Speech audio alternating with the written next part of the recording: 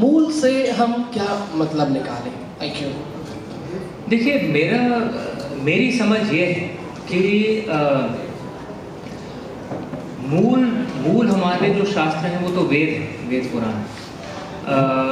रामायण महाभारत वाल्मीकि जी की रचना से ही हमारी परंपरा तो ये कहती है कि वाल्मीकि जी ने खुद 3 रामायण की रचना की थी। एक है वाल्मीकि रामायण, दूसरी आनंद रामायण और तीसरी है अद्भुत रामायण। आधुनिक भारत में शहरी इलाकों में कई हद तक लोगों के मन में जो धारणा है कि रामायण की कहानी क्या है, वो एक 1980s के टेलीविज़न सीरियल पर आधारित है और उसमें और वाल्मीकि रामायण में कई फ़र्क है।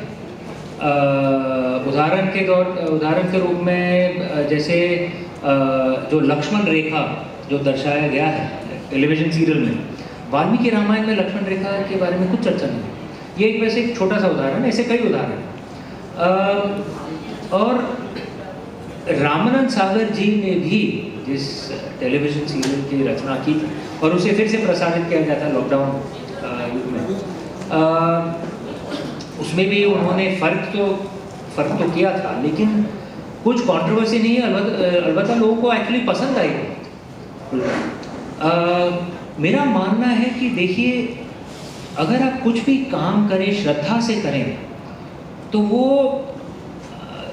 टेलीविज़न सीरियल हो या पुस्तक हो, उसमें वो झलक जाता है और अगर वैसे करें तो कुछ कंट्रोवर्सी नहीं होती। लेकिन हाँ, मैं हरदम ये कहूँगा कि देखिए, आप जो भी वर्णन पढ़ें, और ये तो हमारे परंपरा संस्कृत जो नाटक होते थे उस समय से चली आ रही है। कालिदास जी और भास्कर जी ने जो पंचरात्र जो लिखी थी, उसमें महाभारत की कहानी तो काफ़ी उन्होंने बदल ली थी। गुरुभंगा में भी उन्होंने काफ़ी बदल ली थी और भास्कर तो हमारे संस्कृत इतिहास के सबसे महान लेखक माने जाते हैं। कालिदास जी खुद कहते थे कि सबसे श्रेष्ठ लेखक तो भास्कर जी।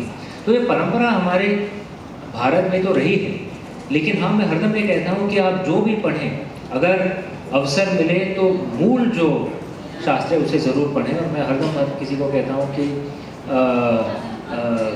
जो भी रामायण आपको पहली बार दर्शाई जाए, टेलीविज़न सीरियल हो, मेरी पुस्तकें हों, मेरी तो आशा ये होगी कि आप आगे बढ़कर वाल्मीकि रामायण पढ़ें, मूल को पढ़ें, महाभारत को पढ़ें और फिर उसके आगे ही रामायण महाभारत तो एक तरह से एंट्री लेवल है।